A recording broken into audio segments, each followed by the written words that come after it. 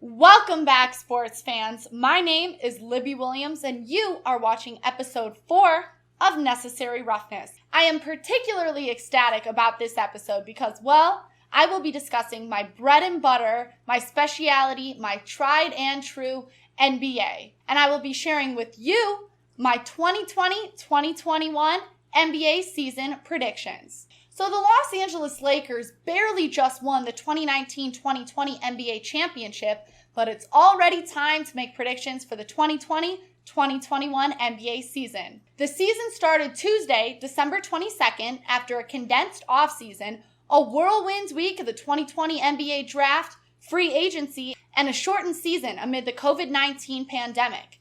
Instead of 82 games, the season will have 72, and only half of the schedule has been announced. The second half will be released sometime before the All-Star break, which will tragically not include an All-Star game this season. If you are anything like me and an avid consumer of the NBA, this stings. Definitely very unfortunate. The postseason also gets a revamp with an added play-in tournament that will feature the 7th through 10th place teams in each conference. For the sake of these predictions, I'm only selecting the 8 teams that will participate in the first round of the playoffs. I must note, though, that I am ecstatic that the bubble structure format of the play-in game will be introduced to this season as well. Some teams will try to host fans, but the majority of games will be played in empty arenas. Without a bubble environment, it remains to be seen whether games will be postponed or canceled because of the coronavirus. With so many unknowns, I try to predict how a season unlike any other will play out. NBA experts are in agreement that the Lakers will defend their title, but there is no other consensus. With that being said, drum roll please, I present to you my predictions for the 2020-2021 season.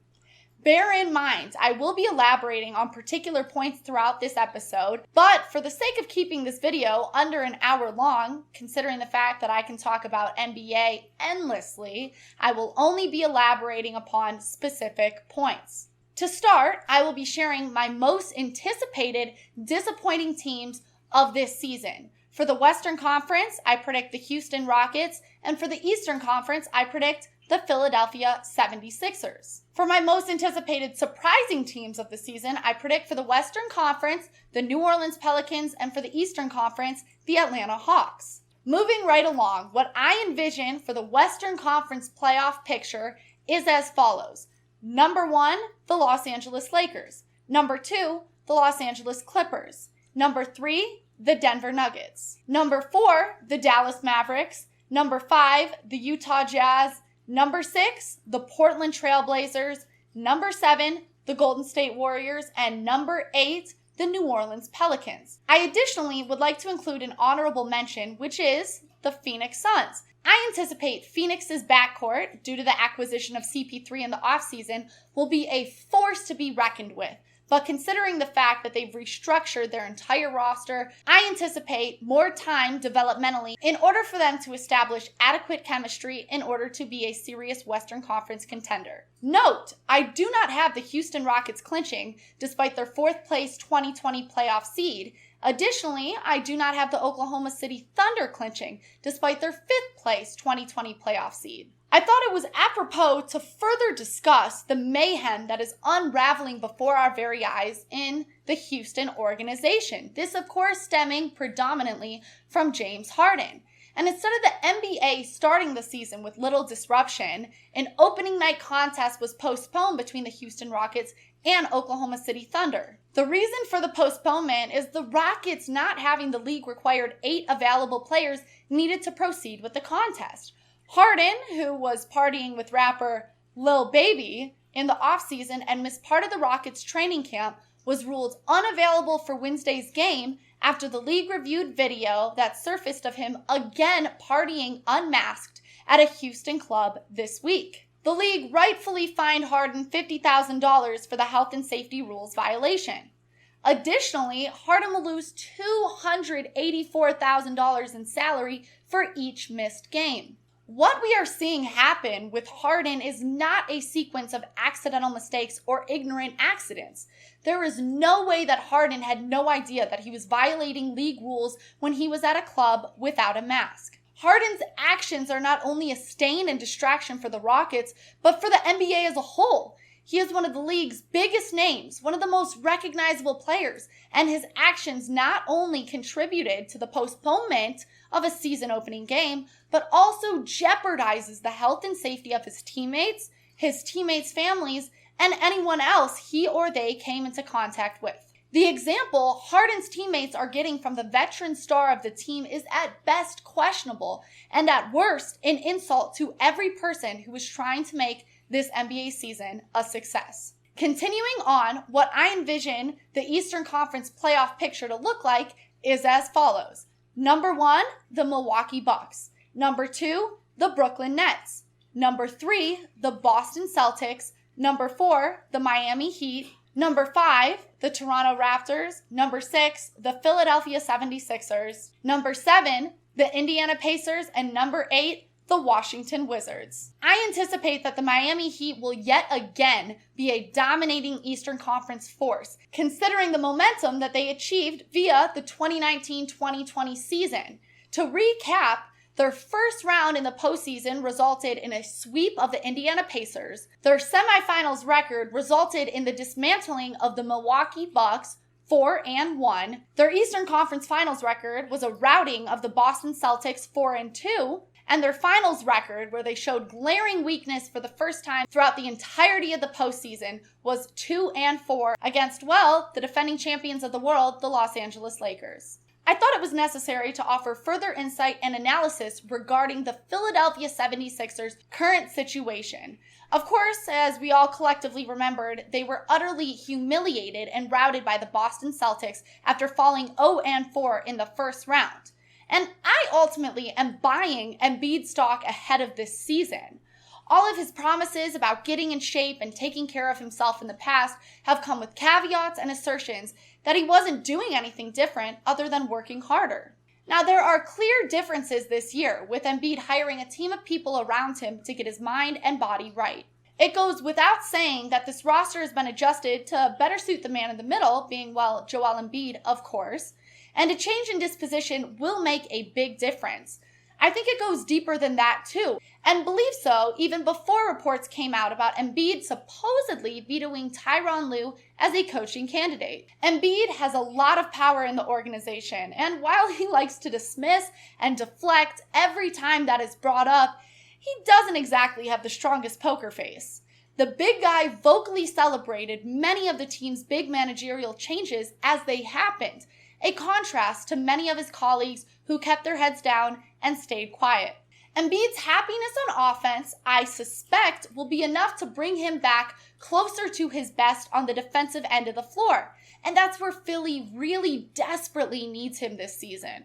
The Sixers have question marks on defense throughout the rotation, a roughly 50-50 split of good and bad defenders depending on how it shakes out, and they need him to be the stabilizing presence on the back end he was in years past. They cannot afford to have him drifting through games and checking out of road games against lesser competition. I think the combination of looking lighter on his feet and a new voice in his ear will very likely do the trick. But here's the caveat I'll make here. While many would expect an All-NBA nod to mean he's a lock for all defense honors and hardware, I actually think the competition is pretty tough there. Anthony Davis delivered an A1 defensive season last year, and Rudy Gobert is a yearly fixture in the voting. And Bam Adebayo is riding incredibly high after a deep playoff run last season.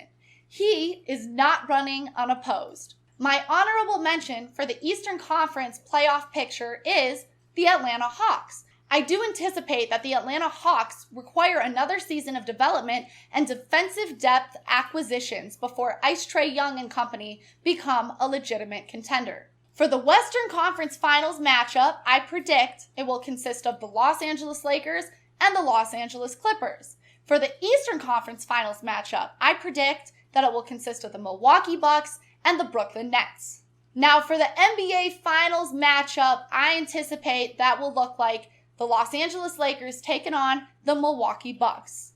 And for potentially my boldest prediction of the season, I predict that the 2020-2021 NBA champion will be the Milwaukee Bucks, despite the fact that the Los Angeles Lakers are an overwhelming consensus for going back-to-back. Now, Antetokounmpo now possesses the largest contract in NBA history, $228.2 million over 5 years.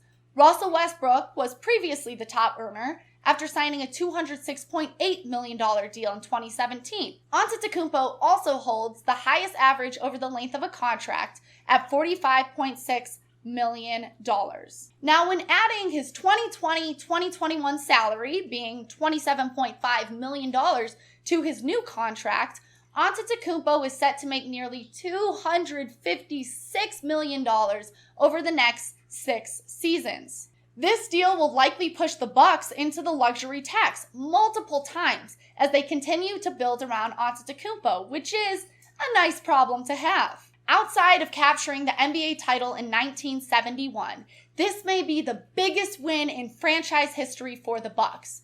Antetokounmpo was coming off a season in which he averaged a career-high 29.5 points and 13.6 rebounds. He won the 2019-2020 MVP and Defensive Player of the Year awards. And man alive, does it ever seem strange to think of him as young, whereas he is only 2 years older than Donovan Mitchell and Ben Simmons. Simply put, keeping Antetokounmpo in Milwaukee means the Bucks should be a contender for the next half-decade. Sure, a superstar can have a change of heart and request a trade, even with years left on his deal. I mean, come on, residents of Houston are nodding furiously at the moment.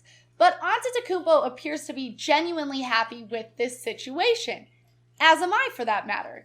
He has embraced the city and challenges ahead of him, and I have embraced the Bucks organization for doing what needed to be done in order to secure their superstar long term.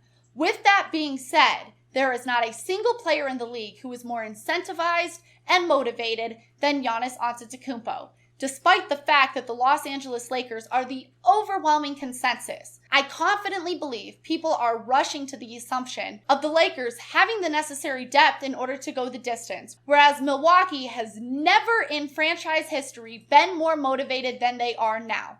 50 years approximately since their last championship. So watch out, NBA. The Milwaukee Bucks are coming with a fury. I anticipate that Giannis Antetokounmpo will ensnare his defensive prey brilliantly this season, surpassing his 2019-2020 statistics. I could not be more ecstatic for the state of the Milwaukee Bucks organization. This will be a heck of a season to watch. I anticipate that the NBA Finals MVP will go to Giannis Antetokounmpo, and that the 2020-2021 NBA Most Valuable Player will go to the consensus pick Luka Doncic of the Dallas Mavericks. Continuing on, I predict that the Rookie of the Year will go to James Wiseman of the Golden State Warriors, and that the Defensive Player of the Year will go to Anthony Davis, AD, of the Los Angeles Lakers. I predict that the Sixth Man Award will go to Karis LeVert of the Brooklyn Nets, and that the Most Improved Player will go to Michael Porter Jr. of the Denver Nuggets, with a close runner-up being Tyler Hero of the Miami Heat. Finally, last but not least, I predict that the Coach of the Year will be Erik Spoelstra of the Miami Heat, and I anticipate him leading his Heat to another dominating, highly competitive season, resulting in yet another deep postseason run. Well, that concludes my prediction episode for the 2020-2021 NBA season. As I said in my intro, NBA holds a very special place in my heart, considering the fact that I grew up in Detroit and I witnessed the new era bad boy 04 Pistons take down, nearly sweep, Shaq and Kobe. That really ignited my passion for the National Basketball Association. So therefore, I am ecstatic to be presenting you with my season predictions. Stay tuned for episode 5 that is guaranteed to come very soon. I am Libby Williams. This is Necessary Roughness. Thank you for watching.